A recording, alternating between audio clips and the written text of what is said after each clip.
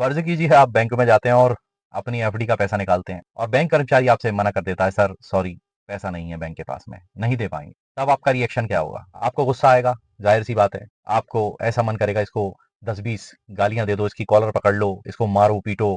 क्यों? क्योंकि हमने अपनी मेहनत की कमाई इसको जमा करी थी और इसने कहाँ लौटा दी? आएगा ना। तो अब मैं आपको बताता हूँ कि किस तरह से भारत के बैंकों को बर्बाद करने के लिए कुछ लोग मुहिम चला रहे हैं। कुछ लोग सोशल मीडिया प्लेटफॉर्म पर इस कदर गंदगी फैला रहे हैं कि वो हमारे देश के आर्थिक ढांचे को बिगाड़ना चाहते हैं। भाई, बैंक का मतलब ये है पब्लिक ट्रस्ट, जिसमें हम सभी भारत के लोग अपना अपना पैसा, जो भी जिसके पास जितना है वो सेव करता है, सुरक्षित रखता है, और जब पैसा थोड़ा सा बन जाता है तो आदमी एफडी करा देता है, फिक्स डिपॉजिट कराता है। कोई अपने बच्चों की पढ़ाई के लिए, तो कोई कराता है अपनी बेटी की शादी के लिए, कोई अपने बेटे की शादी के लिए। मतलब कहीं ना कहीं कुछ ना कुछ हमारे सपने होते हैं जिसमें हम छोटा छोटा करके पैसा जोड़ते हैं और उसकी एफडी कराते हैं, सिर्फ इसलिए कि उस पर हमें इंटरेस्ट मिलेगा, हमारी पैसिव इनकम भी जनरेट होगी।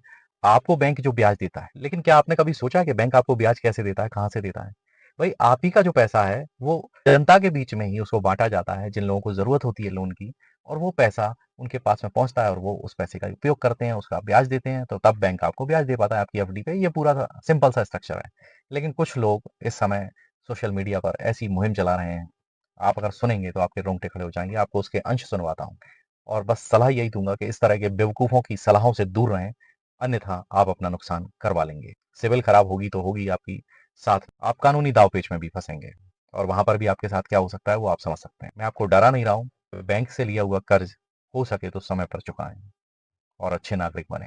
आप बैंक में जाकर सीधा ये बोलो, मेरी स्थिति नहीं है ईएमआई भरने की, मुझे विकल्प दो। अपनी तरफ से कोई विकल्प नहीं देना।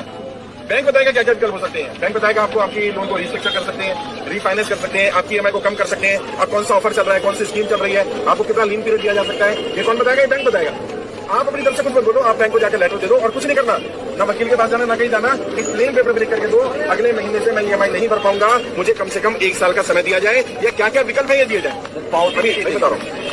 अगर बैंक आपका लेटर नहीं लेता, कई बार बैंक जाते हैं बैंक लेटर नहीं लेता, तो कोई बात नहीं, बैंक के मैनेजर को वीडियो रिकॉर्ड करो बैंक में अपनी चाहते हुए कि देखिए मैं बैंक में आया हूँ, मैनेजर साहब को लेटर दे रहा हूँ, मैनेजर साहब लेटर ले नहीं रहे, वो वीडियो भेज देना हमें, नौकरी खत्म हो जाएगी उसकी। ऐसे कितने लोगों की नौकरी खाली इसने अभी तक?